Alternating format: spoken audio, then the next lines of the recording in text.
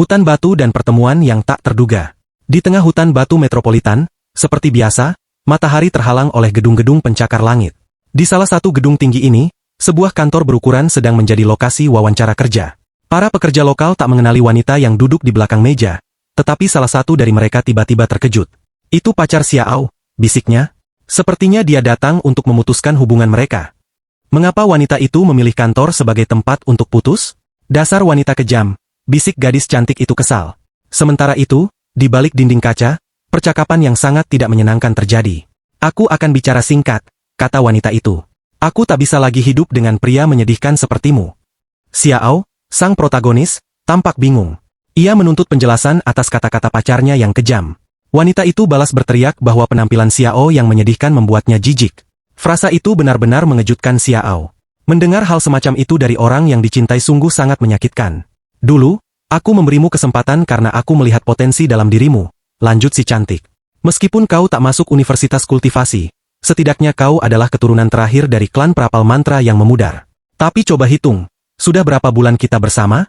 Garis keturunanmu yang menyedihkan itu masih terlelap dalam tidur panjang. Ia berkata dengan marah, merasa pemuda itu telah menyia-nyiakan 3 bulan masa mudanya, membiarkan begitu banyak keturunan abadi melewatkannya. Xiao menggumam kebingungan. Bahkan jika aku menghabiskan seluruh tabunganku untuk membelikanmu batu spiritual dan permata energi spiritual lainnya. Si cantik yang marah itu menampar meja. Berani-beraninya kau gagap soal itu? Sampah yang kau berikan padaku, energi spiritualnya sangat lemah hingga hampir tak terasa. Lihatlah anting-anting yang diberikan Tuan Muda B padaku. Mereka dipenuhi energi spiritual yang dapat menangkal kejahatan, melindungi tubuh, dan bahkan meningkatkan kecantikanku. Tiba-tiba, terdengar suara dari balik kaca kantor. Seseorang meremas mouse komputer begitu keras hingga hancur berkeping-keping. Mantan pacar Xiao juga teralihkan dari omelan marahnya. Pekerja kantor yang menyaksikan kejadian ini tak bisa lagi duduk diam. Kau sudah kelewatan batas, seru seorang gadis. Temannya berusaha menenangkannya, memintanya untuk tidak ikut campur dalam urusan orang lain. Kita sudah punya cukup tugas resmi, katanya. Tiba-tiba, suara Xiao terdengar. Jangan salah paham, katanya. Gadis itu menatap marah ke arah mantan pacar Xiao, lalu meminta wanita itu mengembalikan semua yang pernah diberikannya. Permintaan ini membuat si cantik benar-benar kehilangan kendali. Ia gemetar karena marah. Hei, Xiao, aku kutuk kau menjadi pecundang seumur hidup dan mati dengan kematian yang mengerikan, serunya. Sementara itu, Xiao sama sekali tak terpengaruh. Jika tak nyaman untuk dibawa, kau bisa mengirimkan semuanya kepadaku, balasnya. Namun, mantannya sudah berlari keluar pintu, berteriak untuk terakhir kalinya, lebih baik aku membuang semuanya daripada mengembalikannya padamu. Sang protagonis balas berteriak bahwa ia berharap wanita itu memberitahunya lokasi pembuangannya, karena akan sangat disayangkan jika semuanya sia-sia. Gadis yang terus mengamati perkembangan itu berkata kepada temannya, pria ini cukup menarik. Temannya menyarankan agar ia tetap fokus pada pekerjaan, jika tidak, manajer mungkin akan muncul. Tepat setelah kata-kata itu diucapkan, temannya melihat bayangan di depannya yang menghalangi cahaya. Itu adalah manajer departemen kultivasi, Zhang Jian. Ia bertanya kepada gadis itu apakah ia telah mencapai KPI bulan ini. Tiba-tiba, perhatian manajer itu tertuju pada Xiao. Ia berteriak, apa aku membayarmu untuk datang ke sini untuk tidur? Dia baru saja dicampakkan pacarnya. Dia sedikit kesal sekarang. Dia akan segera sadar, rekan kerjanya membela Xiao. Zhang Jian tidak menjawab, hanya melirik ke arah gadis cantik itu. Pertemuan di atap dan pengkhianatan. Beberapa saat kemudian, saat istirahat, Xiao naik ke atap gedung kantor, berharap untuk menyendiri. Tiba-tiba, ia terkejut mendengar, kau tidak makan saat istirahat makan siang. Manajer Zhang sendiri yang menghampirinya. Pria itu tersenyum ramah, memegang sekantong makan siang di tangannya, dan menawarkan Xiao minuman untuk bersantai. Manajer itu biasanya menatapku dengan tatapan yang bisa membuat orang bergidik. Kenapa dia tiba-tiba begitu baik hari ini? Pikir Xiao dalam hati. Beberapa saat kemudian, kaleng Coca-Cola yang habis jatuh ke lantai. Xiao melompat berdiri, jelas perlu melampiaskannya. Dia memakan makanan dan minumanku, menghabiskan semua uangku, dan berselingkuh sepanjang waktu. Biarkan dia mati. Setelah omelan emosional ini, Xiao langsung merasa lebih baik. Ia tidak menyangka bahwa manajer yang biasanya dingin ternyata begitu peduli pada bawahannya. Tiba-tiba, Xiao merasa pusing dan semua yang ada di depan matanya berputar. Ia mulai kehilangan keseimbangan. Di saat-saat terakhir, ia menyadari ada sesuatu di dalam Coca-Cola itu. Senyum jahat muncul di wajah Zhang Jujin, manajer Zhang, matanya merah menyala. Detik berikutnya, Xiao tersungkur di kaki manajer. Zhang tampak puas dengan pekerjaannya. Kutukan garis keturunan terlarang. Ketika kesadarannya kembali, Xiao melihat dirinya terbelenggu di tepi tebing. Ia mendengar langkah kaki di belakangnya. Sebuah suara yang familiar berkata, "Akhirnya, kau sadar." Xiao menoleh dan melihat manajer itu, yang mendekat dengan percaya diri sambil memasukkan tangan ke dalam saku. Xiao mengira itu adalah semacam kesalahpahaman, tetapi Zhang menjawab bahwa tidak ada kesalahan. Xiaolah yang ia cari. Xiao menggertakkan gigi. "Aku tidak suka hiburan seperti S&M, dan aku tidak tertarik pada pria." Ejekan itu membuat manajer marah. Ia tak bisa menahan diri dan memukul wajah Xiao yang tak berdaya itu dengan tinjunya. "Kau pikir ini lucu? Apa kau tidak sadar situasimu? Lihat ke bawah baik-baik," seru Zhang Jujin, sambil menjambak rambut Xiao. Xiao menurunkan pandangannya ke jurang dan melihat mata merah yang mendekat dengan cepat. Tatapan itu berkobar api, ada sesuatu yang mistis tentangnya. Sesaat kemudian, ia melihat pemilik mata yang jatuh itu. Itu adalah seekor naga raksasa. Manajer itu berteriak, berbicara kepada makhluk besar itu. "Raja Naga Suci, kami telah mempersembahkan korban." Meskipun makhluk rendahan ini belum terbangun, ia masih memiliki akar spiritual ras kuno di dalam tubuhnya. Rasanya pasti jauh lebih lezat daripada domba dan babi yang kita bawa sebelumnya. Naga itu mengulurkan pil kepada Zhang dan berkata dengan suara menakutkan, "Ini adalah pil kondensasi sejati yang kujanjikan padamu." Sang manajer senang dengan ukuran pil itu dan yakin ia pasti akan mencapai terobosan besar kali ini. Ia segera kembali, ingin segera memulai kultivasinya. Naga itu bertanya apakah korbannya memiliki kata-kata terakhir sebelum mati. Xiao tidak tampak takut. Ia menyipitkan mata dan menatap langsung ke arah binatang itu. Pemuda itu dengan berani berkata, "Mulutmu bau. Mungkin sebaiknya kau gosok gigi sebelum makan malam." Naga itu menjawab dengan marah, menyebut sang protagonis kurang ajar. Ia menyebut dirinya penguasa awan, penguasa 9 surga, pembawa guntur dan hujan, yang menunggangi 4 lautan. Selama 3.000 tahun, ia diam-diam mengolah jurang. 80.000 tahun mengembara di 9 surga. Sesaat kemudian, ia terdiam dan menyadari bahwa ia telah kehilangan kesabaran. Bagaimana mungkin ia marah pada manusia biasa? Sesaat kemudian, belenggu Xiao hancur berkeping-keping, dan ia ditarik ke atas ke dalam rahang sang naga dengan bantuan sihir. "Biasanya, aku menelan orang sekaligus, tetapi hari ini aku akan memberimu kehormatan khusus untuk mencabik-cabikmu dan menikmatimu perlahan, dimulai dari kaki," kata naga tua itu sambil tersenyum. Xiao berteriak bahwa itu tidak bisa dilakukan, tetapi naga itu mengira sudah terlambat untuk meminta posisi itu. Xiao mengatakan ia memiliki jamur di kakinya dan itu akan membuat mulut naga itu semakin bau. "Saat berada di mulutmu, aku akan menghirup bau kakiku yang busuk dan napas segarmu secara bersamaan. Baunya seperti bangun pagi, tidak menggosok gigi, dan memakan kaus kaki bau mantanmu." Naga itu tak tahan lagi mendengar ocehan ini dan berteriak, memerintahkan pemuda itu untuk diam. Binatang buas itu menggertakkan gigi tajamnya di kaki Xiao. Darah mengalir ke berbagai arah. Xiao merasakan sakit yang tak tertahankan, nyaris tak bisa menahan diri untuk berteriak. Jari-jarinya meringkuk kesakitan, tetapi tiba-tiba sebuah simbol muncul di telapak tangannya. Teknik garis keturunan terlarang diaktifkan pada saat bahaya. Cahaya hidup dan mati, memberikan tanda kematian pada musuh yang membunuh pemilik teknik tersebut dan tanda kehidupan pada dirinya sendiri. Sejak saat itu, musuh akan menderita rasa sakit yang sama dan menerima kerusakan yang sama sepertimu sampai kau mati karena kutukan ini. Setelah siksaan ganda digunakan, tubuh yang berada di bawah kutukan hidup dan mati akan mati bersama. Tanpa campur tangan sihir abadi tingkat tinggi, tak satu pun pihak akan memiliki kesempatan untuk dihidupkan kembali. Mantra ini tak dapat diblokir atau dipatahkan dari luar. Kembali ke kenyataan dan bangkitnya kekuatan. Tiba-tiba, Xiao mendengar, "Mahasiswa Heishin, omong kosong macam apa yang kau bicarakan?" Xiao menyadari bahwa ia berada di dalam kelas. Semua teman sekelasnya dan sang profesor menatapnya dengan bingung. "Sudah kubilang, bacalah 7 seni penempaan tubuh. Apa hubungannya hidup dan kutukan dengan ini? Apa kau minum obat penguat tubuh terlalu banyak dan mulai meracau?" tanya guru itu dengan marah. Xiao terdiam, mendengar teman-teman sekelasnya menertawakannya. Di ruang guru, terdengar percakapan. "Profesor Yin, kudengar ada anak baru pindah ke kelasmu." Pria itu membenarkannya. Wanita itu melanjutkan, "Untuk masuk ke kelas unggulanmu, bakatnya pasti mengesankan. Kalau tidak, dengan persyaratanmu untuk pelamar, kau bahkan tak akan dianggap orang biasa." Guru Yin membuka laci mejanya, melihat ke dalamnya sambil tersenyum. Ia berkata kepada rekannya, "Orang ini punya bakat lain." Profesor itu berpikir dalam hati, bagaimanapun juga, ia tak akan bertahan sampai ujian bulanan pertama. Bodoh jika tidak memanfaatkan bonus sebesar itu. Ada setumpuk uang di laci mejanya. Sementara itu, di auditorium, salah satu mahasiswa berseru, "Profesor, dengan bakat seperti itu, dia sama sekali tak berguna, bahkan jika dia makan pil sampai mati." Saat itu, Heishin berpikir, bakat apa yang perlu kukembangkan? Ia lelah mendengarkan perundungan ini. Setelah naga itu membunuhnya, sang protagonis tersadar di tempat tidurnya sendiri. Akar spiritual yang telah tertidur selama 20 tahun tiba-tiba terbangun. Ia teringat kata-kata mantannya. Kau mungkin tidak diterima di universitas kultivasi yang layak, tetapi setidaknya kau adalah keturunan terakhir dari klan perapal mantra yang semakin memudar. Xiao mendapati dirinya berpikir, mengapa dia terus-menerus memikirkan kata-kata wanita itu? Bukannya aku membayar 50.000 kepada kepala kelas untuk ditransfer sekarang hanya karena dendam atas kata-katanya. Ia begitu tenggelam dalam pikirannya, hingga tersentak ketika melihat kaki seseorang di mejanya. Perampok lokal dan telapak tangan maut. Pendatang baru, izinkan aku mengenalkanmu pada peraturan kelas ini. Setiap minggu kau berutang setidaknya 1 botol pil pengeras tubuh, 1 botol pil peuan, dan 1 dosis ramuan goan. Semuanya harus berkualitas terbaik, kata perampok lokal itu.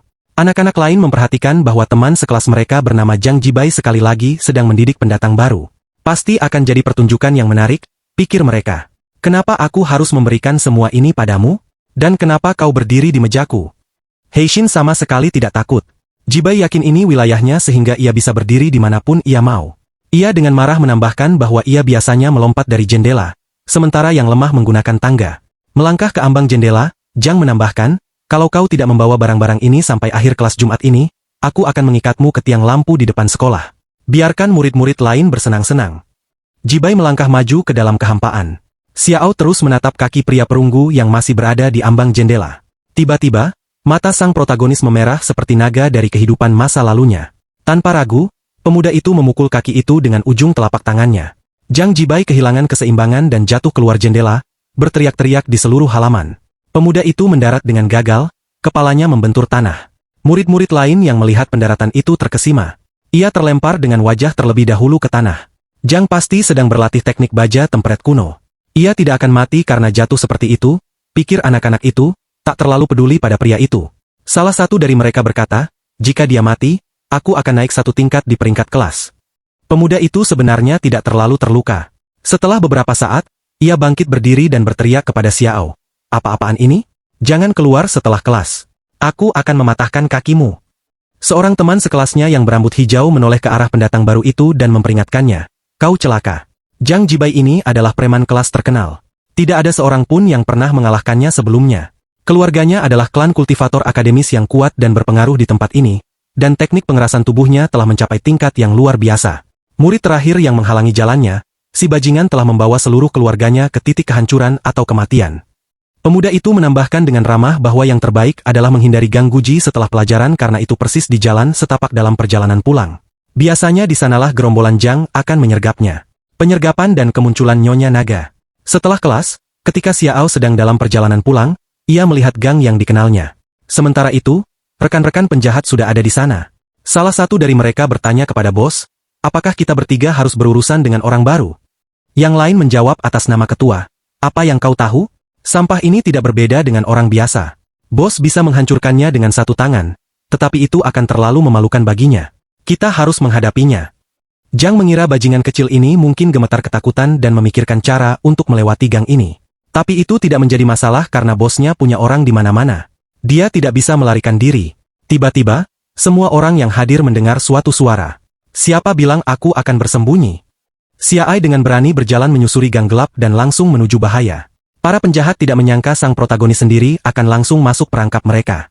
Salah seorang di antara mereka berkata, kau sadar bahwa kau tidak akan bisa lolos, jadi kau memutuskan untuk menerima kematian dengan pasrah, bukan? Pikiran Zhang Jibai terlintas, pemuda ini sama sekali tidak terlihat takut. Apa yang dia rencanakan? Mungkin dia salah satu tipe langka yang menyembunyikan kekuatan sejatinya dan berpura-pura lemah untuk melancarkan serangan mendadak. Mata Xiao memerah. Dia berbicara dengan nada tenang. Kalian ini lemah sekali. Apa kalian benar-benar takut untuk menindak seseorang di gerbang sekolah? Malah, kalian memilih gang yang sangat jauh untuk menyergap seseorang di sini. Aku sudah bekerja keras untuk sampai di sini. Ayo, pukul aku. Salah satu penjahat tidak tahan dengan provokasi ini dan menyerbu pemuda itu dengan tinjunya. Sambil melompat, bajingan itu menendang perut Xiao. Xiao terbang kembali. Pukulan itu begitu kuat hingga punggungnya membentur aspal. Para bandit itu mencemooh. Mereka mengharapkan sesuatu yang lebih dari seorang pemula yang sombong. Zhang Jibai mengira ia telah berhasil melakukan segala macam hal tanpa hasil apapun. Ini benar-benar orang biasa. Itu serangan pengerasan tubuh tingkat kelima. Organ dalammu pasti sudah hancur berkeping-keping. Kau tidak akan hidup lama, kata orang yang menyerang lebih dulu. Terbaring berlumuran darah, Xiao bergumam, aku tidak terluka sama sekali. Ini yang kau sebut pengerasan tubuh tingkat kelima? Lemah dan lembek seperti pecundang. Perkataan ini hampir membuat bandit itu gila, matanya berlumuran darah. Dia berseru dengan marah, tidak sabar sampai kamu berhenti bernapas. Dia melompat, berniat untuk menghabisi lelaki yang kurang ajar itu segera. Tiba-tiba kaki bajingan itu menghilang, meninggalkan jejak darah. Percikan merah beterbangan ke berbagai arah, memerciki seluruh anggota geng. Pemuda itu menjerit kesakitan dan jatuh ke tanah. Xiao terus terbaring di tanah. Katanya, sekarang kamu benar-benar tidak berkaki. Tiba-tiba, entah dari mana, seorang wanita berambut pirang muncul di tengah gang gelap. Melihat sang protagonis, dia berkata bahwa dia akhirnya menemukannya. Zhang Jibai dan para pengikutnya tercengang melihat kemunculan orang asing itu. Pemimpin geng itu tampak bingung. Dalam sekejap, wanita itu tampak muncul begitu saja. Anak buah bos itu mengangkat pedang ajaibnya untuk menyerang, dengan maksud menyerang orang asing itu dari belakang. Zhang Jibai melihat segalanya. Dia berteriak, "Hei, jangan gunakan teknik mematikan di sini. Kau bisa menghancurkan semua yang ada di sekitarmu." Detik berikutnya, terjadi ledakan. Kemungkinan korban jiwa dari tongkat emas ungu itu. Si idiot ini menghancurkan semua rumah di sekitarnya, pikir bos itu. Ia memikirkan fakta bahwa ketika saatnya tiba, lelaki tua itu akan memberinya cambukan untuk konsekuensinya. Ketika asap menghilang, Zhang melihat dua bayangan. Seorang anggota gengnya dengan pedang di tangannya dan seorang gadis asing. Pedang bandit itu berhenti di dekat kepala orang asing itu. Jibai tercengang oleh apa yang dilihatnya, mulutnya terbuka, keringat menetes di wajahnya. Sekarang jelas mengapa pemuda itu membeku. Wanita itu menghentikan senjatanya dengan sekali lirikan. Latar belakang Nyonya Naga dan kekuatan kutukan. Ada baiknya mundur sedikit untuk mengetahui siapa gadis super itu. Di suatu tempat di pulau terbang di bawah pohon besar, dua orang duduk di sebuah meja, seorang gadis yang sudah kita kenal dan seekor bangau. Mereka sedang bermain permainan papan dengan keping putih dan hitam. Bangau itu bermain dengan keping hitam. Dia bertanya kepada saingannya, "Nyonya Naga Suci, mengapa kau selalu muncul dalam wujud manusia? Siapa yang butuh aturan istana abadi bodoh yang mengharuskan seseorang muncul dalam wujud pria sejati mereka? Kalau begitu ternyata seperti milikmu. Tubuh manusia berkepala burung," jawab gadis itu. Bangau itu tak bisa berkata-kata atas kata-kata itu. Nyonya Naga memperhatikan perilaku aneh rekannya dan bertanya-tanya apakah ia tersinggung. Tetapi ia menunjuknya dan menjelaskan bahwa wanita itu berdarah. Si cantik tidak mempercayainya. Ia pikir ia bercanda karena terakhir kali ia berdarah 100 tahun yang lalu. Tubuhnya yang tak terkalahkan memiliki perlindungan surgawi. Namun sesaat kemudian, wanita naga itu sendiri yakin akan kebenaran kata-kata bangau. Darah mengucur dari lehernya. Gadis itu segera menggunakan teknik penghenti darah. Detik berikutnya, ia terbang ke udara, meminta maaf kepada saudaranya bangau. Si setengah manusia setengah burung berteriak mengejarnya. "Jika kau pergi ke dunia bawah, jangan lupa melapor ke istana abadi." Sementara itu, Nyonya Naga dalam wujud manusia dengan cepat mendekati bumi. Ia mengamati simbol yang muncul di tangannya dengan kesadaran ilahi. Itu adalah kutukan mematikan, dan bahkan kekuatannya pun tak cukup untuk mematahkannya. Kutukan kehidupan menimpa seseorang di dunia manusia. Nyonya Naga harus menemukan sampah yang menjatuhkan kutukan kematian padanya. Terbang ke bumi dalam hitungan menit, si cantik langsung merasakan kemana ia harus pergi. Gang itu berada di sektor pertahanan dengan simbol-simbol magis. Sisi lain dari realitas tak terlihat oleh semua orang. Wanita naga telah melindungi semua rumah di sekitarnya dari kehancuran yang mungkin mereka alami akibat pedang seorang preman. Di pusat kejadian, dua peserta terbaring di tanah sementara yang ketiga membeku di tempat dengan pedang di tangannya. Pikiran Zhang Jibai berkelebat, menahan pukulan mematikan dari seorang master pada tingkat kondensasi sejati dan bahkan tak bergerak. Pada saat hantaman, ia masih menciptakan penghalang pelindung, sehingga semua bangunan di sekitarnya tetap utuh. Tingkat kultivasi orang ini jauh di atasku. Wanita naga menjawab bahwa sudah terlalu lama sejak ia melawan kultivator tingkat rendah dan berhasil melupakan betapa lemahnya mereka. Mendengar kata-kata ini, sang bos berteriak memanggil anak buahnya untuk lari, tetapi sudah terlambat. Satu tatapan dari naga surgawi sudah cukup untuk membuat bagian atas tubuh sampah itu berkibar seolah-olah tidak ada di sana. Mata Zhang tertuju ke dahinya. Dia tidak percaya apa yang dilihatnya. Mengapa dia bahkan tidak melihat wanita itu melayangkan pukulan? Dan pria itu sudah hancur berkeping-keping. Bos berpikir bahwa sekaranglah gilirannya dan itu akan menjadi akhir. Kakinya tidak mau mendengarkannya. Xiao menyaksikan pemandangan itu sambil tersenyum. Wanita naga merentangkan tangannya dan secara mengejutkan berbicara. "Sejujurnya, aku sedikit terkejut melihat orang yang kumakan bangkit dari kematian. Efek dari segel kutukanmu hanya untuk menghisapku dan meminum darah. Lepaskan segera atau kau akan menyesalinya." Sementara itu, sang protagonis berpikir, "Jadi, itu benar-benar kau. Penampilanmu berubah drastis sampai-sampai aku hampir tidak menyangka itu naga busuk itu. Xiao tersenyum lagi dan dengan jujur mengakui bahwa ia benar-benar tidak tahu cara mematahkan kutukan itu. Ini sama sekali bukan cara yang ingin didengar Nyonya Naga. Ia meraih kaki Xiao dan memutarnya. Detik berikutnya, ia membanting pemuda itu ke trotoar sekuat tenaga. Wanita itu menuntut agar pemuda itu mematahkan kutukannya. Kini, sambil terus memukulinya ke tanah, Zhang ketakutan melihat pemandangan ini. Tiba-tiba, ahli naga itu menyadari bahwa luka-luka yang muncul di tubuh pria ini juga terulang pada dirinya. Darah menyembur dari mulut wanita naga itu ke dinding. Apa-apaan ini? Semakin keras aku memukulnya, semakin parah lukaku. Kalau aku terus memukul bajingan ini akan jadi siklus tanpa akhir. Gumam wanita surgawi itu bingung. Wanita itu memutuskan lebih baik mencoba mencari tahu dulu. Di dunianya, dia pasti bisa menemukan cara untuk menyingkirkannya. Sementara itu, meskipun lukanya mengerikan, Xiao sudah bisa berdiri lagi. Sialan, dia hidup kembali. Ini efek segel, pikir sang naga.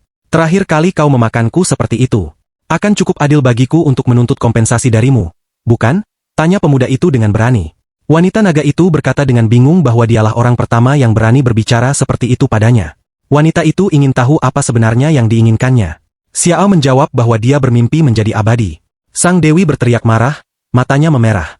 Apa yang dia lakukan untuk dirinya sendiri? Apakah dia menemukan jin atau semacamnya? Setelah sedikit tenang, wanita naga itu bertanya apa yang akan terjadi jika dia menolak. Jika kau tidak memberiku keabadian, aku akan menenggelamkan diriku dalam kolam asam sulfat dan mati berulang kali. Dan kau akan kehilangan kekuatan hidupmu bersamaku, ancam sang protagonis.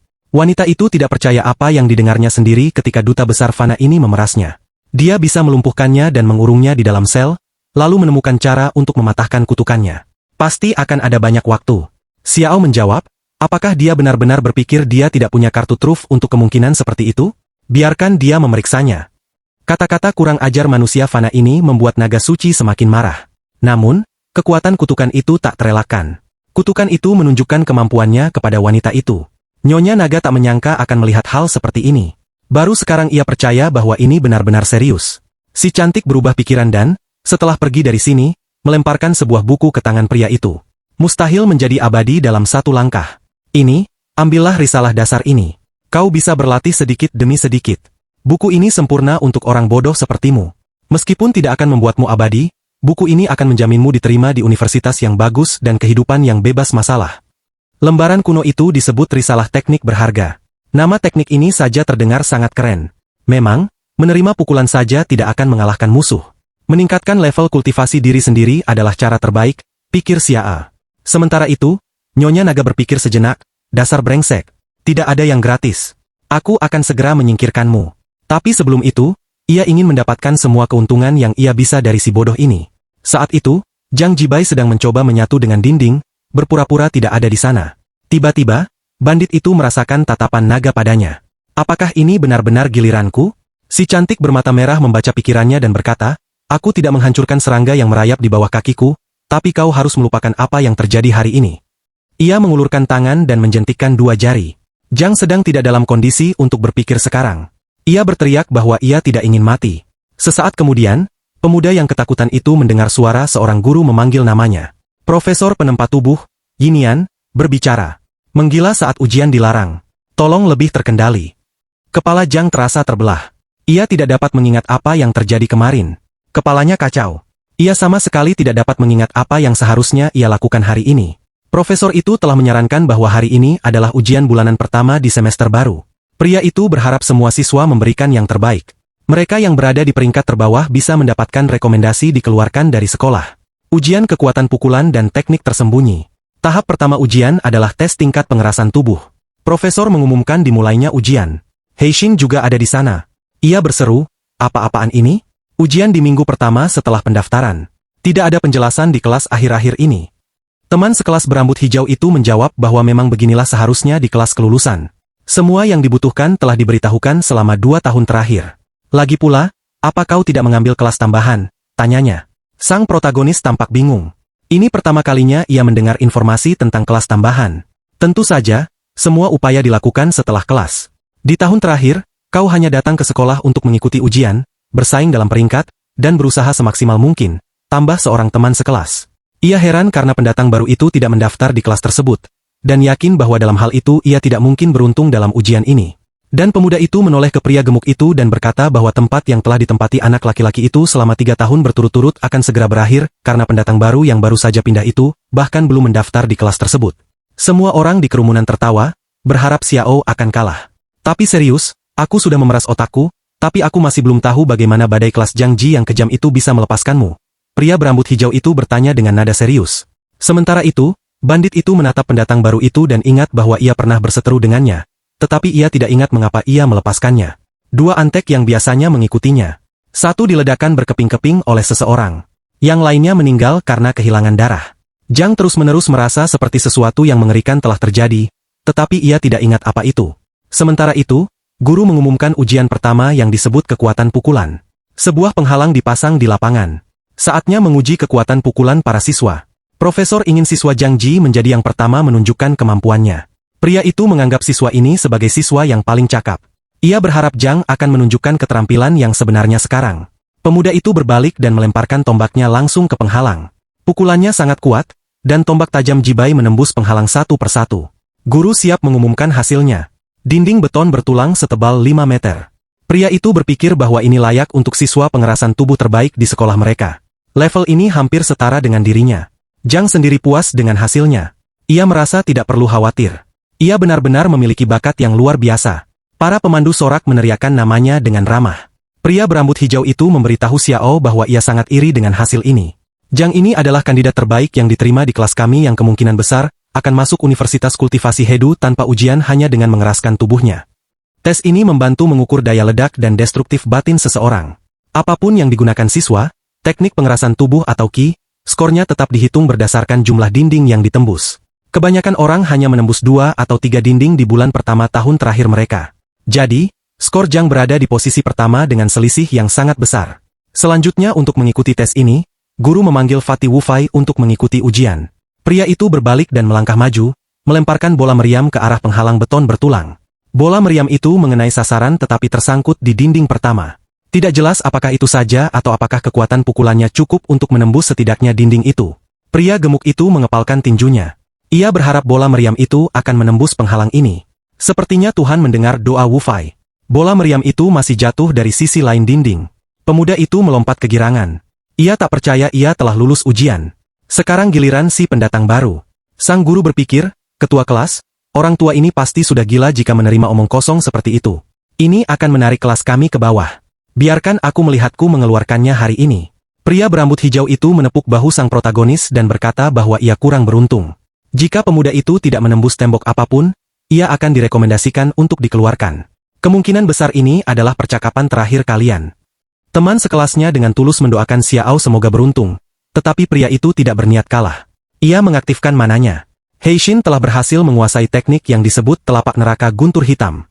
Sang guru tidak percaya dengan apa yang dilihatnya sendiri. Mengapa pemuda ini keluar dengan tangan kosong? Apakah ia memutuskan untuk membuat inti dari udara? Pria itu dengan sinis berkata, apakah ada seorang jenius di kelas kita yang dapat menciptakan sesuatu dari ketiadaan? Teman-teman sekelasnya menertawakan kata-kata profesor itu. Zhang berseru, dengan seorang guru jenius yang tersembunyi, gelar ketua kelasmu terjamin. Semua orang tertawa lagi. Sebelum ia sempat menyelesaikan kalimatnya, ia melihat sebuah bola meriam di tangan pendatang baru itu, yang benar-benar muncul seolah-olah dari udara. Sang protagonis juga melangkah maju dan mengayunkan, membidik dengan tepat. Inti itu diselimuti warna merah. Energi api hitam. Dengan ayunan yang kuat, sang protagonis melemparkan bola meriam langsung ke sasaran. Bola meriam itu melesat dengan kekuatan dan kecepatan yang luar biasa. Satu persatu, inti tubuh sang protagonis dengan mudah menembus semua penghalang batu yang menghalanginya. Mata sang guru tertuju ke dahi karena inti tubuh pendatang baru itu dengan mudah menembus semua penghalang yang dibentengi. Bisakah dia benar-benar menembus pagar luar sekolah? Namun, senjata sang protagonis berhenti, menembus dinding beton bertulang terakhir. Sang guru menyeka keringat di dahinya. Untungnya, kekuatan serangan inti pendatang baru itu telah habis. Meski begitu, hasil ini memecahkan rekor semua lulusan sebelumnya.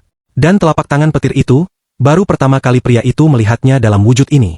Dilihat dari kekuatan ledakan yang ia gunakan saat melemparkan bola meriam, tingkat pengerasan tubuhnya mungkin juga tidak rendah. Mampu mengembangkan penempaan tubuh dan penempaan Qi ke tingkat ini, orang ini sungguh luar biasa, terlintas dalam pikiran sang guru. Di antara teman-teman sekelasnya, mereka berkata bahwa orang ini tampak biasa saja sebelumnya, tetapi sekarang kehebatannya sungguh tak tertandingi. Bakat jenis ini tak akan kalah dari para jenius zaman dulu. Pemuda itu dulunya selalu bersikap rendah hati, tapi sekarang jelas. Dia pasti keturunan langsung dari sekte besar. Fatih Wufai menangis sambil berpikir bahwa dia terjebak di posisi terakhir untuk waktu yang lama, sementara pria berambut hijau itu ketakutan karena mengira dia telah mengejeknya tanpa alasan saat itu. Beberapa saat kemudian, ketika Xiao menghampirinya, pemuda itu tampak ngeri. Apa-apaan ini? Ada apa denganmu? Kau tampak seperti menua 50 tahun, tanya sang protagonis kepada pria berambut hijau. Pria itu bergumam bahwa ia buta sore ini. Ia menambahkan, jika Xiao butuh bantuan di masa depan, biarkan saja dia bicara. Sang protagonis menjawab bahwa sebaiknya mereka membicarakannya nanti karena ia sedang terburu-buru. Sesaat kemudian, pemuda itu pergi, bergerak dengan kecepatan luar biasa. Teman sekelasnya terkejut karena ia begitu terburu-buru untuk kembali berlatih. Orang-orang hebat berusaha jauh lebih keras daripada dirinya. Perdagangan rahasia dan pemerasan. Xiaai dengan cepat bergerak maju di sepanjang jalan yang gelap. Pikiran-pikirannya adalah, apa sih masalahnya? Aku tahu wanita naga ini punya niat jahat. Menyelipkan buku rahasia murahan itu padaku dengan ini. Sekarang dia harus membayar hutang telapak guntur hitam neraka dengan latihan. Jika dia gagal memenuhi tenggat waktu, dia menerima hukuman. Penurunan level kultivasi dan melemahnya efek segel yang terkait dengan garis keturunan. Ketika malam tiba di kota, pemuda itu akhirnya pulang. Sang protagonis sedang memeriksa semua bukunya untuk mencari sebuah risalah tertentu. Ia pernah membelinya melalui internet, tidak mengerti apapun, dan langsung membalik ke halaman terakhir. Ia hanya ingat satu hal, cara mengaktifkan teknik tersebut. Wanita itu memegangi kepalanya. Ia tidak ingat apa saja latihan awalnya. Jika ia memesan edisi ini secara online sekarang, kemungkinan besar akan dikirim besok pagi. Maka ia pasti tidak akan memenuhi tenggat waktu. Tiba-tiba, sang protagonis mendapat ide. Buku ini dapat dicari dalam bentuk elektronik. Detik berikutnya dari kamarnya terdengar teriakan, mahal sekali. Para tetangga tidak senang karena ada yang berteriak di tengah malam dan membuat orang-orang terjaga karena mereka harus bangun pagi untuk berkultivasi. Sang protagonis terheran-heran dengan harga buku ini. Terakhir kali, puluhan ribu yuan hampir menguras kantongnya dan sekarang jam-jam ini telah meroket. Xiao hanya punya 8 jam 31 menit tersisa sebelum batas waktu. Waktu berlalu cepat. Jika dia tidak membeli sekarang, sepanjang malam mungkin tidak cukup waktu untuk berlatih. Namun pemuda itu baru saja memberikan 50.000 kepada ketua kelas ini. Dia sudah hampir kehabisan uang. Setelah membayar 200.000 untuk buku itu, saldo rekening pria itu tersisa 3.372. Dengan waktu tersisa lebih dari 6 jam, Xiao mulai berlatih pernapasan. 3 jam 44 menit adalah latihan manajemen energi spiritual. 1 jam 5 menit adalah waktu untuk berlatih teknik kekuatan. Sang protagonis tidak berhenti semenit pun. Dia mengasah kemampuannya sendiri berulang kali. Dia melemparkan inti energi ke segala sesuatu di sekitarnya. Ketika setengah jam tersisa sebelum batas waktu, sistem memberi selamat kepada pemuda itu bahwa proses latihan telah selesai. Dia berhasil tepat waktu. Namun sesaat kemudian sang protagonis ditabrak sesuatu. Dia jatuh tertelungkup ke tanah. Pada saat ini, pulau di suatu tempat di tengah langit juga terbangun. Di sebuah rumah terpencil di tengah hutan, beberapa jendela bersinar. Di kamar mandi, sulit melihat apapun karena uap. Wanita naga menikmati air panas, membersihkan tidak hanya tubuhnya, tetapi juga pikiran sendiri. Tak mungkin ia menduga bahwa sesaat kemudian, darah akan menyembur dari tubuhnya. Si cantik menjerit marah karena air embun abadi yang menyegarkan yang baru saja ia ciptakan telah tercemar. Sambil mengusap air, ia melihat Xiao, yang terbaring tak bergerak di tanah. Nyonya naga segera menyadari bahwa orang malang ini telah berlebihan dalam latihan dan tiba-tiba meninggal. Nyonya naga menyebut pemuda itu rendahan. Ia telah memberikan sedikit batasan padanya selama proses pengisian ulang latihan dan ia telah gagal. Wanita itu mengulurkan tangannya, mengarahkan tangannya menembus ruang langsung ke arah sang protagonis. Ujian kedua, telapak tangan 100 kali lipat. Seminggu yang lalu, hari pertama tahun terakhir, 3 serangkai berdiri di papan peringkat. Seorang pemuda berkata, "Bos, Anda berada di peringkat 10 besar dalam tes penempatan. Zhang Jibai berada di peringkat 10 dalam peringkat lokal." Pemuda itu tersenyum lebar dan berkata, "Dengan tubuhku yang mengeras, sendirian, saya bisa masuk 10 besar kelas elit. Yang katanya jenius di kelas ini cuma selevel ini." Gadis yang berdiri di samping para pria tiba-tiba berteriak. Ia melihat sesuatu yang penting. Teman sekelasnya menunjuk peringkat. Ternyata si gendut Wu tidak berada di peringkat terakhir. Peringkat ke-43 di peringkat kelas adalah Heishin. Sampah yang tak dikenal. Pasti anak baru itu. Waktunya mengadakan ujian kekuatan lagi. Zhang Jiang bergumam sambil tersenyum sinis.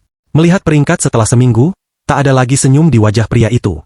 Si pemula itu hanya naik 10 bulan di peringkat keseluruhan hanya karena satu ujian terakhir. Saat itu, bos dipanggil, memberitahu bahwa ujian kedua akan segera dimulai. Semua siswa sudah berkumpul di auditorium, menunggu ujian dimulai. Siswa yang pertama kali mengikuti ujian ini gemetar ketakutan. Kali ini, para siswa harus mengalahkan lawan dalam pertarungan tangan kosong. Siswa pertama tak bisa berdiri dan jatuh ke tanah. Akhir dari pertarungan itu menyedihkan. Sang guru memerintahkan untuk membawa anak itu ke ruang medis. Dr. San, dengan tangannya yang luar biasa, pasti masih bisa menyelamatkannya. Sang protagonis bertanya kepada rekan barunya apa ujiannya. Ia menjelaskan, ini ujian kekuatan telapak tangan dan stamina. Dibandingkan dengan tes pukulan sebelumnya, ini adalah teknik mahkota Jang Jibai. Teknik mahkota khusus dari baja yang dikeraskan 100 kali. Dikatakan bahwa tak seorang pun rekan sejawatnya dapat menembus pertahanannya. Sang bos menoleh ke lawan barunya. Kudengar kau memiliki telapak tangan terkuat di antara rekan-rekanmu. Hari ini, kau akan membuktikan bahwa penempaan 100 kali lipatku telah menjadi lebih kuat. Pemuda bernama Xiaoying itu hendak membuat Jibai membayar kesombongannya. Ia menggunakan teknik telapak tangan baja tempa. Dengan ayunan yang mantap, ia melancarkan serangan yang begitu kuat sehingga mustahil untuk berdiri diam. Kedua lawan menghilang sejenak dari pandangan teman-teman sekelas mereka yang sedang menonton pertarungan dengan saksama. Xiaoying, yang hendak merayakan kemenangannya, berkata, apa itu penempaan 100 kali lipat baja? Hanya namanya saja. Namun, sesaat kemudian, mata pemuda yang percaya diri itu terbelalak lebar. Melalui debu yang beterbangan akibat benturan, ia melihat mata merah dan siluet gelap. Ketika semuanya cerah, pemuda itu melihat Jang masih berdiri kokoh. Bos dengan bekas darah di pipinya berseru, orang bodoh macam apa telapak tangan baja tempa MU ini? Tanpa menunggu, ia melayangkan pukulan secepat kilat ke arah Jiao. Begitu kuatnya sehingga pemuda itu langsung terbanting ke tanah. Sesaat kemudian, guru memerintahkan pemuda itu untuk dibawa ke ruang kesehatan juga. Pria itu hendak memanggil pasangan berikutnya ketika tiba-tiba Jibai menghentikannya. Ia ingin yang bernama Heishin keluar. Sementara itu, Xiao terus menanyai pria berambut hijau itu tentang teknik yang ditemukan dan dipatenkan. Pemuda itu menegaskan bahwa teknik-teknik tersebut pada dasarnya terbagi menjadi dua jenis. Informasi ini sudah diketahui umum. Ia secara mengejutkan bertanya di mana Xiao bersekolah di kelas 10 dan 11. Pria itu menjawab, di sekolah kota ketiga. Seorang teman sekelas mengira sekolah menengah biasa, bukan untuk para petani. Tidak mengherankan jika ia memiliki banyak kekurangan dalam pengetahuannya. Secara umum, teknik terbuka adalah sesuatu yang telah lama tersedia untuk umum. Mereka dapat dipraktikkan oleh siapa saja. Dan teknik yang dipatenkan adalah teknik yang telah diajukan di kantor paten untuk para pembudidaya. Hanya dapat dipraktikkan oleh pemegang paten dan mereka yang telah diberi wewenang. Orang-orang yang tanpa izin mempraktikkan teknik-teknik tersebut, secara tidak sah akan dituntut hingga dan termasuk penuntutan dan penghancuran seluruh klan. Pria berambut hijau itu menjelaskan. Dia melanjutkan. Seperti mereka berdua yang baru saja bertarung. Telapak baja tempa merupakan telapak terbuka dan tempering baja 100 kali lipat dipatenkan. Tidak mudah bagi seorang kultivator biasa untuk menguasai teknik yang dipatenkan karena ambang batas masuk dan kesulitan praktiknya sangat tinggi. Sementara itu, guru sedang memperbaiki lantai gimnasium dengan bantuan mantra perbaikan awal. Ketika perbaikan selesai, dia melihat ke arah pendatang baru dan memanggilnya. Kedua lawan berhadapan langsung. Tinggal beberapa saat lagi dan pengujian mereka akan dimulai. Ada apa? Setiap kali aku melihat orang ini, jiwaku tenggelam ke dalam tumitku. Meskipun saya hanya kalah darinya dalam satu tes, Jang Jibai mencatat fakta yang tidak menyenangkan. Tangan pria itu gemetar. Jika dia berhasil mengatasi hal ini hari ini, dia akan mampu memperkuat posisinya sendiri. Sang protagonis menyarankan agar mereka tidak asal bertukar pukulan satu persatu. Dia ingin meninju wajah satu sama lain pada saat yang sama. Perkataan pemuda itu membuat Jang marah. Dia menasihati pendatang baru itu agar tidak bersikap sombong. Pada saat ini, Xiao berhasil memajukan telapak baja tempa. Apakah dia akan bertukar pukulan dengan saya menggunakan teknik terbuka ini? Sang bos berpikir dengan gembira. Namun, kenyataannya tidak demikian. Sang protagonis telah berhasil menguasai teknik telapak tangan yang mengeraskan baja 100 kali lipat. Guru itu menahan napas saat melihat dua siswa terkuat di kelasnya. Anak-anak lelaki itu benar-benar menampar pipi satu sama lain pada saat yang sama. Tidak peduli seberapa kuat Jang, dia tidak dapat berdiri dari pukulan Heishin. Pukulan itu begitu kuat sehingga Jibai, meskipun berat badannya tidak kecil, terpental melintasi seluruh gedung olahraga. Badai kelas mendarat di lantai dengan posisi tertelungkup. Dia berbaring di sana dan tidak bergerak. Para penonton tercengang. Mereka duduk dengan mata melotot dan mulut terbuka. Ya, saya tidak salah. Sikap awalnya memang sikap telapak tangan terbuka dari baja tempa. Namun saat ia menyerang Jang Jibai, ia menerapkan teknik baja temper 100 kali lipat pada serangan pertama. Guru berpikir dengan heran. Dan itu bukan karena teknik tempering baja 100 kali lipat yang dipatenkan Jang Lan memiliki ambang batas masuk dan kesulitan yang sangat tinggi.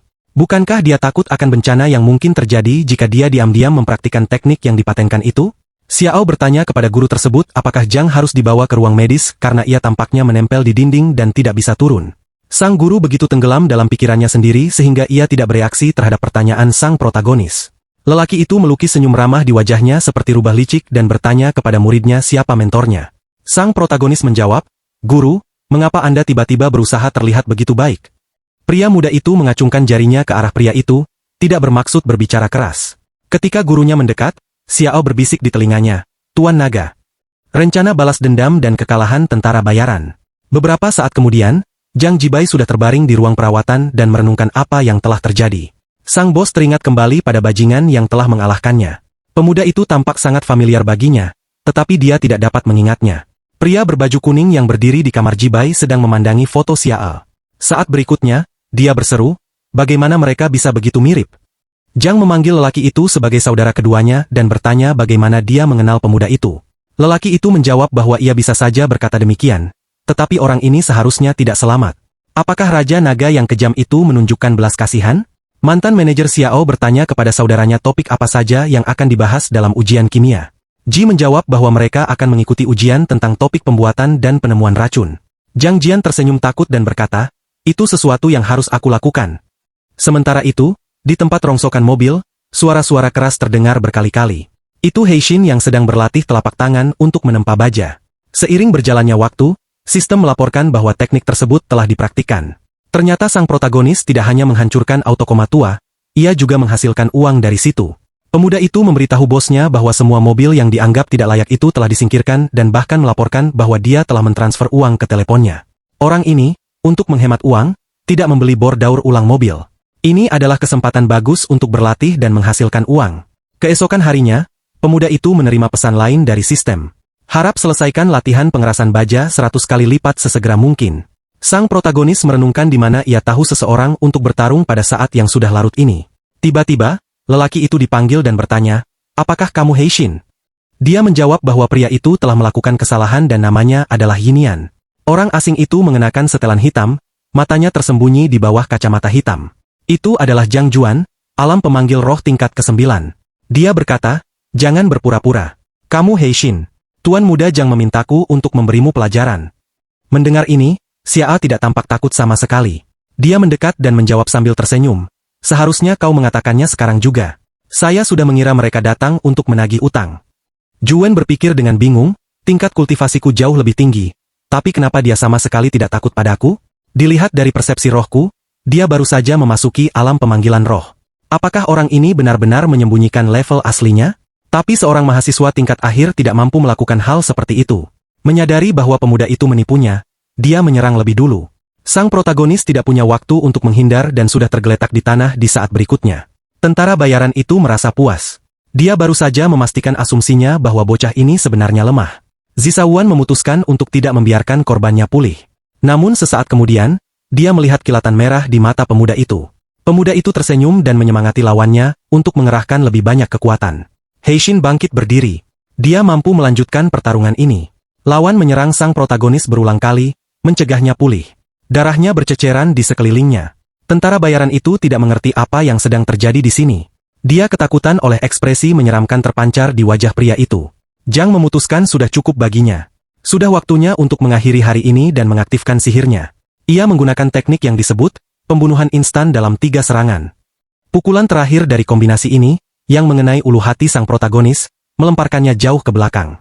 Pemuda itu menghantamkan punggungnya ke batu dengan kecepatan luar biasa, menghancurkan batu itu bersamanya. Namun ketika debu menghilang, tentara bayaran itu melihat bahwa siswa itu masih hidup. Zhang Han bergumam dengan nada merendahkan, siswa SMA saat ini benar-benar tak berdaya, lemah, dan masih berusaha terlihat kuat. Namun tiba-tiba lelaki itu berhenti berbicara setelah mengucapkan setengah kata. Dia melihat luka anak laki-laki itu sembuh dengan sangat cepat. Bahkan seorang penyembuh di tingkat alam pemanggilan roh tidak dapat melakukan itu. Tentara bayaran itu memutuskan bahwa sebelum siswa sekolah menengah ini sempat pulih sepenuhnya, ia harus memberikan satu pukulan terakhir. Zhang memukul Xiao dengan ujung telapak tangannya tepat di lehernya. Pada saat ini, sang protagonis menerima pesan dari sistem bahwa latihan penempaan baja 100 kali lipatnya akhirnya selesai. Sekarang pemuda itu akhirnya bisa menanggapi pukulannya dengan bermartabat. Detik berikutnya, inti energi muncul di telapak tangannya. Dia sekali lagi menggunakan telapak neraka guntur hitam. Heishin menyerang penyerangnya secepat kilat, mengenai wajahnya secara langsung, tetapi tentara bayaran itu berhasil mencegat mantra tingkat pemula itu tepat waktu. Dia memang lawan yang kuat, tetapi kata-kata itu hanya membuat orang itu geli. Dia diselimuti oleh energi kuning yang tampak seperti pelepasan listrik. Gilirannya menggunakan dua teknik, menggunakannya satu demi satu. Telapak baja tempa, baja temper. Combo ganda ini begitu kuat sehingga tentara bayaran itu terlempar jauh dari tempat terbuka ini. Pria itu mendarat di titik kelima, tetapi tetap sadar. Zhang merasa sebagian besar meridian di tubuhnya telah terputus. Beberapa siswa sekolah menengah atas pada tingkat dasar alam pemanggilan roh, telah memaksanya menggunakan ki untuk menyembuhkan. Dia berjanji akan pulih dan memukuli orang itu sampai mati. Tiba-tiba, pandangan lelaki itu beralih ke suatu tempat di samping. Dia melihat bola petir di tangannya dan berteriak ketakutan. Tentara bayaran itu mulai menyentakkan lengannya, mencoba menjatuhkan inti itu. Setelah beberapa saat, dia menyadari bahwa itu tidak berhasil, dan dia benar-benar ketakutan. Sesaat kemudian, terjadilah ledakan dahsyat yang menghancurkan semua yang ada dalam radiusnya. Satu-satunya yang tersisa dari Zhang adalah kacamata pelindungnya, yang jatuh di kaki Heishin. Sang protagonis menerima sebuah pesan. Musuh telah dihancurkan. Kacamata penglihatan dinamis artefak ajaib telah diperoleh. Kacamata ini mampu meningkatkan penglihatan dinamis pemakainya, sehingga lebih mudah membedakan objek yang bergerak cepat. Pemuda itu mengambil trofi itu dan menempelkannya di wajahnya. Ujian ketiga, kimia racun. Keesokan harinya, Heishin sudah menduduki peringkat ke-18 dalam pemeringkatan sekolah. Zhang Jibai hampir tidak dapat menahan amarahnya karena pendatang baru ini naik peringkat terlalu cepat. Sang bos tak percaya bahwa anak ini mampu menghabisi tentara bayaran yang dikirimnya. Sementara itu, seorang gadis mendekati sang protagonis. Dia mengatakan hasil yang diperoleh pemula itu tumbuh terlalu cepat. Bisakah dia berbagi rahasianya? Sebagai imbalan atas informasi tersebut, dia menawarkan 5 pil payuan. Teman sekelas lainnya memperhatikan hal ini. Tidak butuh waktu lama bagi gosip untuk menyebar. Wali kota ini memanfaatkan ketidaktahuan seseorang, mencoba menukar rahasia tersebut dengan pil biasa. Hari ujian ketiga telah tiba. Kali ini, pengetahuan siswa tentang kimia akan diuji. Hari ini adalah ujian kimia. Anda akan menunjukkan keterampilan Anda dalam membuat dan menemukan racun.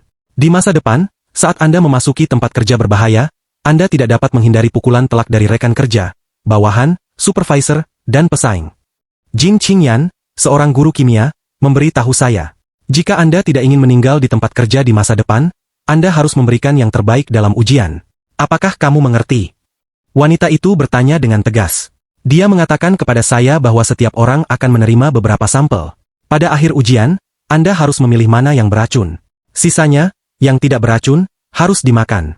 Nilai untuk ujian ini akan didasarkan pada kecepatan dan keakuratan identifikasi. Jika salah satu siswa dapat menyebutkan racunnya, mereka akan mendapat poin tambahan. Chong Jibai menyeringai jahat saat dia melirik ke arah lawannya. Sampel-sampelnya telah ditangani oleh orang-orang yang ditemukan oleh saudara keduanya. Dia tidak akan hidup untuk melihat pekerjaan berbahaya itu, tetapi meninggal di sini dan sekarang juga. Dengan begitu banyak benda yang berbau bersamaan, seseorang tidak akan pernah bisa menemukan racun hanya dari baunya. Di piring ada makanan seperti itu. Dooji, tahu busuk, durian, dan buah ara. Dan jika Anda ingin memeriksa dengan cara lain, racun kami juga telah mengalami beberapa tingkat penyamaran. Para ahli racun dari klan saya tidak memakan roti mereka dengan percuma. Sedangkan kamu, bahkan guru kimia itu pun hampir tidak bisa mendeteksi apapun. Jibai merasa bangga dalam hati. Sementara itu, si rambut hijau dan teman sekelasnya mulai mengendus sampelnya. Dia akhirnya berada dalam elemen yang dimilikinya. Setiap siswa mencoba cara mereka sendiri untuk mendeteksi racun. Fatih Wu dengan gemetar meneteskan sesuatu ke makanannya. Seorang teman sekelas berambut gelap menerapkan kunci emasnya untuk mencari racun. Guru kimia berjalan di antara meja. Dia memperhatikan Yunshu, siswa berambut gelap yang hebat dalam menemukan racun seperti biasa. Wanita itu mengalihkan perhatiannya ke Heishin. Ia mengira murid ini masih duduk seperti tiang garam sementara murid lainnya sudah mulai memamerkan bakat mereka masing-masing. Sementara itu, Zhang terus bermegah, karena ia mengira pendatang baru itu tidak mengerti apa yang harus dipilih. Tetap saja, apapun yang dimakannya akan menjadi akhir baginya. Pada saat yang sama, seseorang sedang memancing di Pulau Surgawi. Wanita naga itu berpikir bahwa sejak ia menjadi dewi, segalanya menjadi entah bagaimana tidak menarik. Hiburan satu-satunya adalah memancing. Tiba-tiba, air mata merah mulai mengalir dari mata si cantik. 5 menit sebelumnya, Xiao dengan sengaja mulai melemparkan semua spesimen beracun tanpa pandang bulu. Jeongkingan tercengang dengan apa yang dilihatnya. Apakah orang ini sudah gila? Apakah dia tidak sadar bahwa dia bisa mati karenanya? Wanita itu mengira bahwa dia beruntung dapat meramalkan situasi ini, dan dengan cermat menghitung dosisnya. Tidak mungkin orang itu akan meninggal karenanya, tetapi ia mungkin akan mengalami diare parah. Zhang Ji tidak mengalihkan pandangannya dari musuhnya. Dia puas dengan apa yang dilihatnya. Anak buahnya telah meracuni semua makanan. Ini akan cukup untuk membunuh Heishin sedikitnya 5 kali. Guru kimia melihat tanda-tanda keracunan parah di wajah pria itu. Sang protagonis terjatuh ke tanah. Dia mulai mengalami kejang. Qing Yan bergegas menghampirinya. Dia memanggil pemuda itu, tetapi dia tidak bereaksi. Sambil mencondongkan tubuhnya ke arah pendatang baru itu, sang guru bertanya dalam hati apakah dia sudah mati. Dari seluruh penjuru kelas terdengar kalimat-kalimat. Mati? Tidak lagi. Sekolah kita akan ada di koran-koran besok. Siswa yang meninggal mendadak di tahun terakhir mereka adalah kasus yang cukup umum. Hebat, saya peringkat 19, tepat di bawah anak baru ini. Sekarang aku bisa naik peringkat. Sementara itu, gurunya berpikir, aduh, ini mungkin akan memengaruhi nilai kenaikan pangkatku. Dan siapa yang berani mengacaukan ujian? Benarkah itu guru olahraga sialan? Dia bersaing dengan Jin Qingyan untuk memperebutkan gelar di babak ini. Dia pastinya curiga pada sesuatu. Wanita itu begitu tenggelam dalam pikirannya sendiri, hingga dia bahkan tidak mendengar protagonis yang sudah pulih memanggilnya. Ketika tatapan wanita itu akhirnya tertuju pada Heishin, yang sudah berhasil duduk di lantai dan terlihat cukup tampan, dia tertegun dan takut di saat yang sama, bahkan terpental menjauh dari pria itu yang berada jauh. Guru kimia itu bingung, berpikir bahwa ini adalah pertama kalinya dalam karirnya dia melihat sesuatu seperti ini. Simulasi kematian atau kelahiran kembali, tetapi mantra siswa ini bahkan menipuku.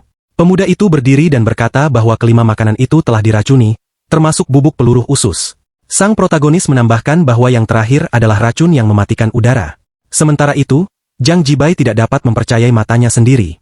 Kebangkitan ajaib ini tidak mungkin terjadi. Untuk memastikan kematian si pendatang baru ini, ia bahkan menemukan seorang ahli racun kondensasi dari sektenya. Bos punya waktu untuk meneliti latar belakang orang ini. Dia bukan siapa-siapa. Benar-benar murni. Namun dalam kasus tersebut, bagaimana mungkin orang tak bernama itu bisa selamat dari racun para ahli racun kondensasi? Komunikasi aneh dan penemuan buku. Malam itu juga di labnya, guru kimia memutuskan untuk menyelidiki kasus yang membuatnya tercengang dalam ujian hari ini. Wanita itu tengah melakukan analisis menyeluruh terhadap cairan berwarna gelap menggunakan mana miliknya. Akhirnya, dia berhasil menganalisis sampel darah pendatang baru itu. Semua jawabannya terhadap pertanyaan itu benar. Qing Yan menyimpulkan bahwa mustahil untuk menghasilkan hal seperti itu tanpa seorang guru olahraga yang cerdas. Racun-racun ini diciptakan oleh seorang ahli sejati dari bidang kondensasi. Lagi pula, butuh waktu setengah jam baginya untuk menganalisis ini. Sementara itu, Heishin sendiri pergi ke toko buku setelah kebangkitannya yang luar biasa. Berdiri di rak, dia berpikir bahwa dia belum pernah menduga adanya cara komunikasi seperti itu sebelumnya. Pada saat inilah Dragon sama menghubungi orang itu. Dia bilang itu aneh. Bagaimanapun, itu adalah teknik terlarang yang pernah ia lakukan, dan ia bahkan tidak tahu cara menggunakannya.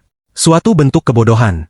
Pria muda itu memainkan tangannya sendiri, dan makhluk surgawi itu menjelaskan bahwa bagan kesehatan mereka sekarang telah digabungkan, dan mereka dapat menggunakannya untuk berkomunikasi dalam keadaan darurat. Sang protagonis mengagumi tangannya sendiri dan berkata bahwa komunikasi terenkripsi seperti itu menyakitkan. Orang itu terkejut bahwa makhluk abadi tidak memiliki cara yang lebih baik untuk berkomunikasi dengan manusia. Naga yang menyamar sebagai seorang wanita cantik yang saat itu sedang bersantai di bak mandi menjawab, "Apakah kamu benar-benar berpikir bahwa menjadi dewa adalah kebebasan? Bagi manusia, kami adalah senjata strategis berjalan. Setiap gerakan diawasi. Istana abadi. Saya sudah turun sekali tanpa izin. Kalau aku tak sengaja bertemu dengan manusia dan istana abadi mengetahuinya, mereka akan mengejarku." Xiao menuliskan balasan di telapak tangannya. "Kalau begitu, bisakah kau setidaknya memberitahuku di mana bisa menemukan harta karun bermutu tinggi?" Sang Dewi menjawab bahwa dia telah berbagi apa yang dia bisa. Itu tertanam dalam kemajuan keterampilan. Dia menyarankan sang protagonis untuk mengikuti saja instruksinya. Terhanyut dalam percakapan aneh ini, pemuda itu lupa bahwa dia sedang berada di toko buku. Dan dari telapak tangannya yang terluka, genangan darah menetes ke lantai. Tiba-tiba perhatiannya teralihkan oleh suara langkah kaki. Dan sedetik kemudian, dia merasakan tatapan terkejut seseorang padanya. Seorang gadis yang marah. Dilihat dari penampilannya, seorang karyawan toko angkat bicara. "Saya tahu ada banyak tekanan pada siswa sekolah menengah saat ini. Tetapi bagaimana jika Anda melukai diri sendiri di toko buku? Apakah kamu serius? Sekarang aku harus membersihkan genangan darah di belakangmu." Pemuda itu dengan sopan meminta maaf dan berjanji akan membereskannya sendiri. Dia mengganti pokok bahasan, menanyakan beberapa buku. Sang protagonis berkata bahwa dia berada di tahun terakhirnya dan ingin masuk universitas untuk mempelajari kondensasi. Dia tertarik pada buku teks yang bagus untuk persiapan. Pramuniaga itu senang dan menjawab bahwa ujian masuk masih hampir setahun lagi. Aneh baginya bahwa lelaki ini sudah mempersiapkan diri jauh-jauh hari. Heishin ingin tahu apakah area kondensasi benar-benar sekeras itu. Gadis itu melambaikan tangannya dan bertanya, "Kamu ini apa? Mahasiswa tingkat akhir? Sepertinya kamu kurang akal sehat.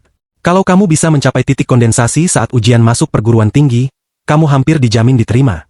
Dan kalau kamu mencapainya lebih cepat, kamu bisa mengajukan rekomendasi langsung." Dia mengulurkan tangan untuk mengambil buku sampul merah itu dan bergumam dalam hati, anak-anak zaman sekarang punya ambisi yang sangat tinggi. Ini adalah 3 buku yang paling populer. Jika Anda dapat memahaminya sepenuhnya, itu setidaknya merupakan hal yang baik, tambah pramuniaga itu. Sang protagonis memilih salah satu buku bersampul biru dan membawanya ke kasir. Dia mengatakan kepada kasir bahwa dia akan mengambil buku khusus ini. Itu bukan salah satu buku yang direkomendasikan pramuniaga itu. Dia menghela napas dan berkata, "Kau memang tidak mau menerima nasihat. Terserah kau saja." Baru setelah membayar dan berjalan beberapa langkah dari kasir, Xiao mulai membolak-balik halaman buku itu dengan cepat. Pramuniaga itu menganggap buku ini rumit dan dia langsung membuka halaman terakhir. Ini bukan standar yang tinggi tetapi logika terbalik. Pria muda itu tidak ada harapan. Sementara itu, sang protagonis memasuki lift. Dia membaca dengan suara keras.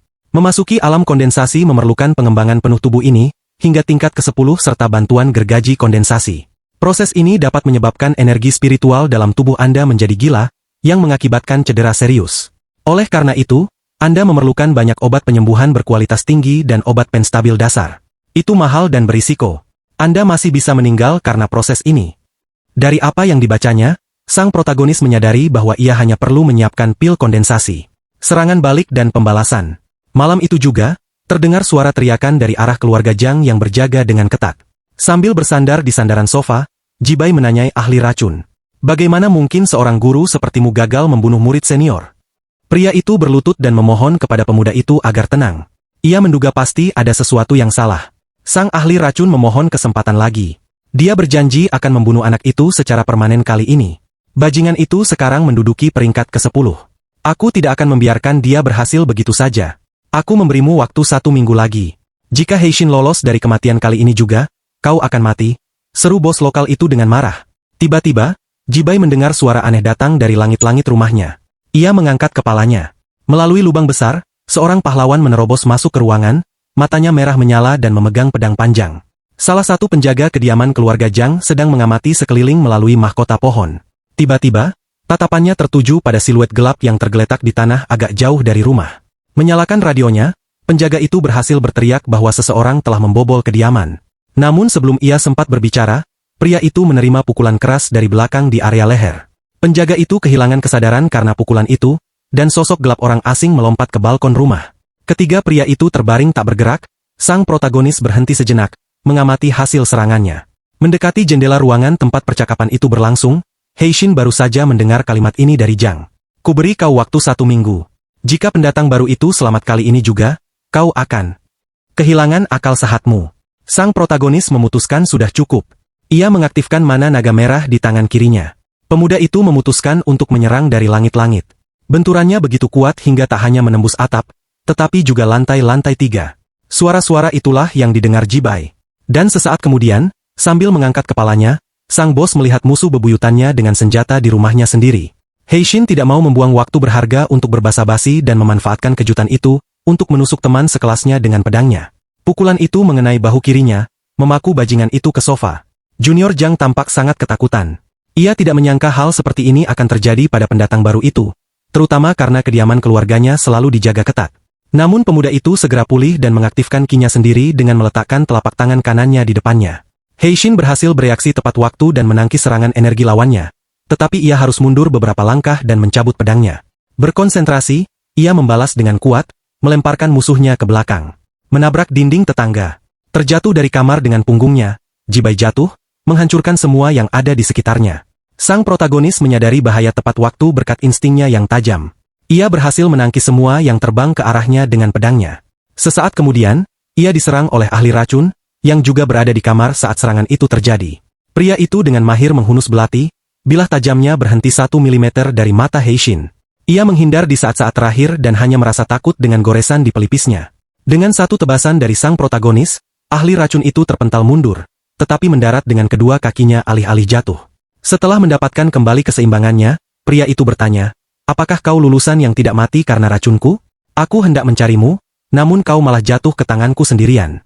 Racun di ujung senjataku jauh lebih berbahaya daripada apa yang mungkin kau temui di ruang ujian. Kali ini saya menggunakan resep kuno. Toksisitasnya sangat berbeda, jadi perkirakan saja kematian mendadak," kata sang guru dengan nada mengancam dalam suaranya.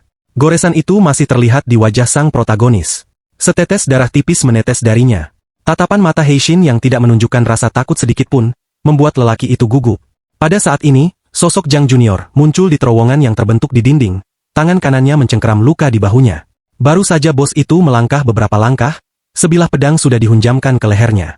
Heishin bergerak secepat kilat. Dia ingin menyelesaikan apa yang telah dimulainya. Sesaat kemudian, pedang itu hendak menembus kepala Jibai, tetapi ia berhasil menghindar di saat-saat terakhir, dan ujung pedangnya tertancap di batu. Sang protagonis dengan mudah menghunus pedangnya dan menyerang teman sekelasnya lagi, menyebabkan dia terhuyung mundur. Sambil menginjak temannya, pemuda itu harus mengawasi ahli racun. Dia setia pada keluarga Zhang, tapi dia tidak akan tinggal diam. Dia melepaskan bilah racunnya ke arah si penyusup berkali-kali. Heishin belum pernah menemukan senjata seperti itu sebelumnya, tetapi reaksinya tidak pernah mengecewakan. Sang ahli racun berteriak dengan marah, "Beraninya kau mengabaikanku?" Dia mencoba mengalihkan perhatiannya kepada dirinya sendiri, untuk memberi kesempatan pada Junior Zhang untuk melarikan diri. Dengan kekuatan racunku, seharusnya dia sudah mati. Lalu mengapa dia masih berdiri tegak? Pria itu tidak mengerti fenomena seperti itu. Detik berikutnya, dia menyuruh Tuan Muda Zhang melarikan diri sementara dia sendiri menutupi pria itu dengan selubung jarum racun.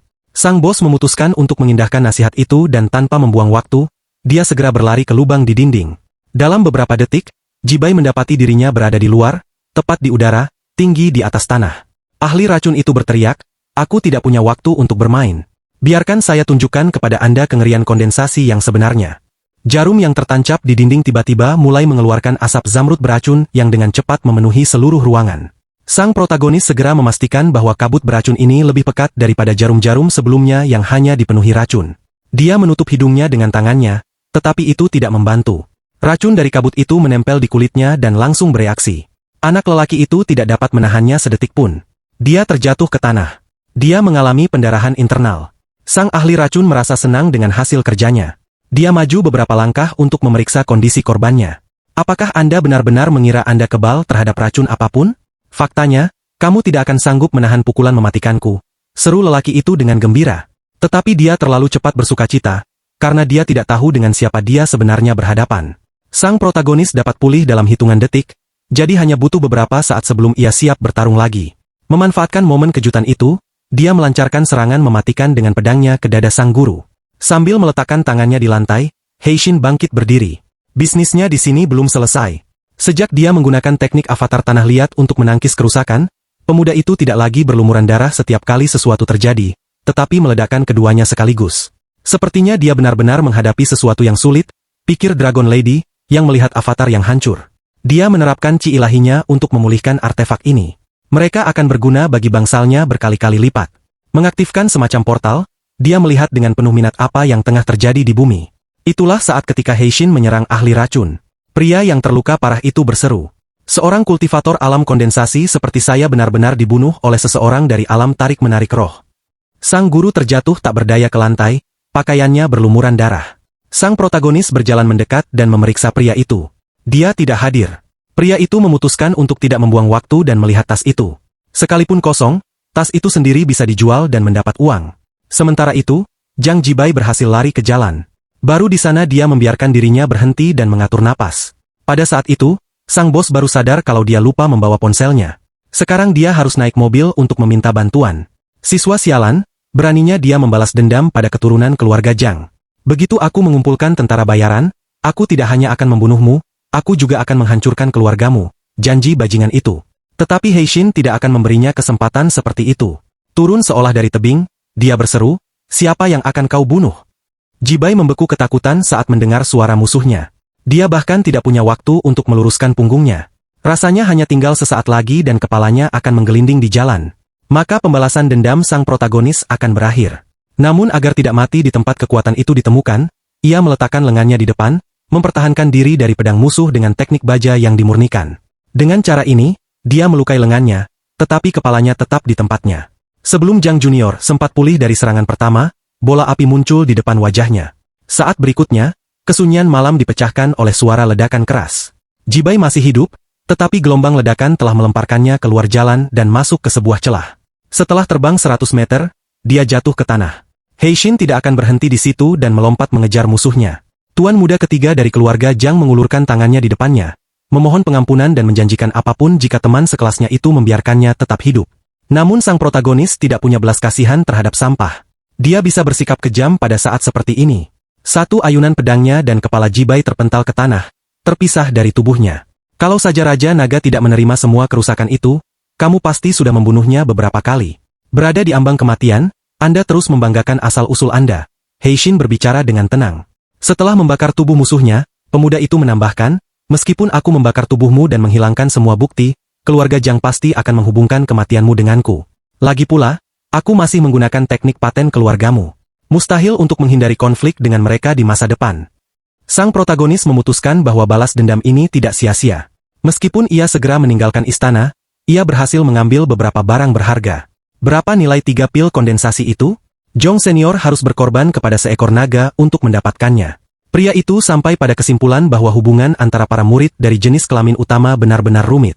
Pada saat itu ia berhasil mengambil beberapa emas, perak, harta, jimat, yang semuanya bisa dijual dengan menguntungkan nanti. Toko misterius dan kesepakatan naga. Sistem segera memperhatikan kata kunci penjualan dan mengusulkan sistem penjualannya. Sejak aku mempelajari cara mendapatkan keterampilan di awal, jendela-jendela yang memengaruhi sistem ini mulai muncul. Itu pasti diciptakan oleh naga busuk. Sekarang terlihat lebih gila lagi, seperti platform e-commerce besar, pikir Heishin kesal. Saat berikutnya, sang protagonis menyadari sesuatu yang membuatnya segera pulang dan membersihkan riwayat penelusurannya secepat mungkin. Sistem menawarkannya untuk memutar roda keberuntungan, menjanjikan kemenangan besar. Pria itu tak kuasa menahan godaan dan memanfaatkan bagian penjualan.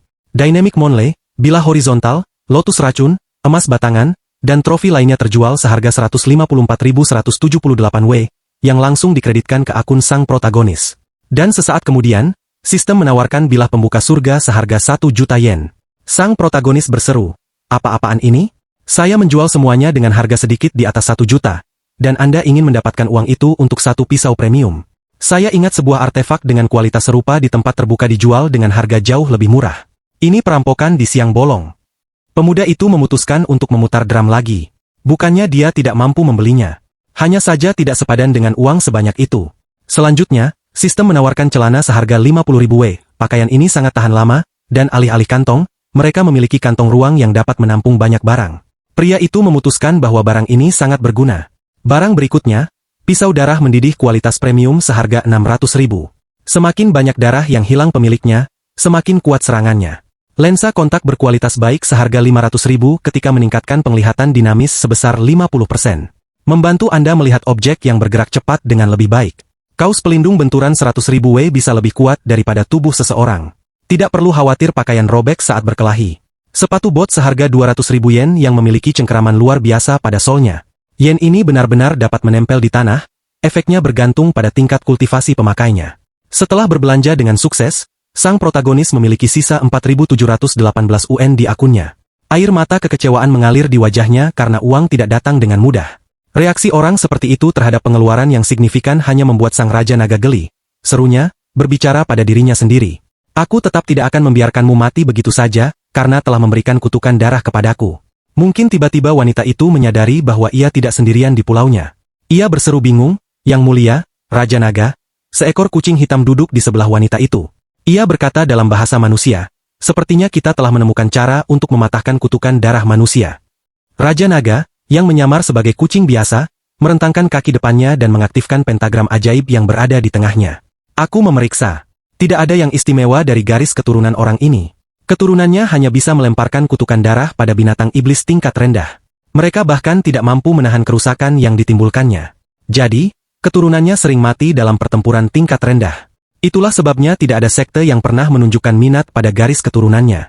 Heishin selalu menjadi orang biasa di dunia fana. Kucing hitam itu memberitahu wanita naga itu bahwa ia tidak mengerti bagaimana pemuda itu bisa melemparkan kutukan darah padanya dalam kasus seperti itu. Ia adalah Ratu Naga Surgawi, bukan binatang tingkat rendah. Raja Naga berspekulasi.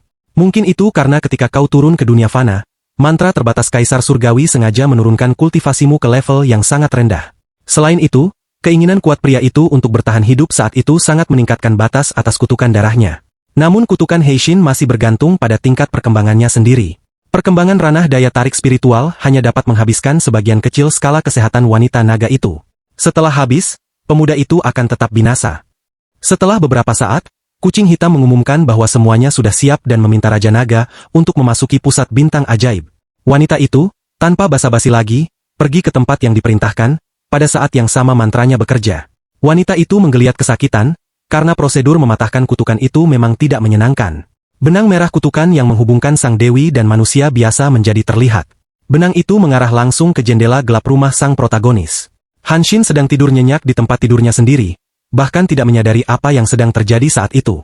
Sementara itu, benang kutukan yang diselimuti mana merah menembus dadanya. Pada saat yang sama wanita naga muncul di kamar pemuda itu, dia berkata, sekarang kutukan darah ini telah berwujud sangat nyata. Sang dewi mengulurkan tangannya ke depan. Tangannya seperti terbakar api. Ia meraih benang kutukan yang berasal dari dadanya sendiri, dan menariknya kuat-kuat. Tiba-tiba, terdengar ketukan di pintu kamar. Nyonya naga bertanya siapa itu. Wanita itu kesal karena sekarang ia diganggu. Sebuah suara laki-laki terdengar dari balik pintu. Akulah utusannya. Pendeta surgawi mengundangmu untuk bertemu. Kucing hitam di sebelahnya terkejut. Bukankah ada pesan? Jimat? Mengapa mengirim utusan pribadi? Naga berwujud manusia itu merasa bahwa tamu ini tidak datang dengan niat baik.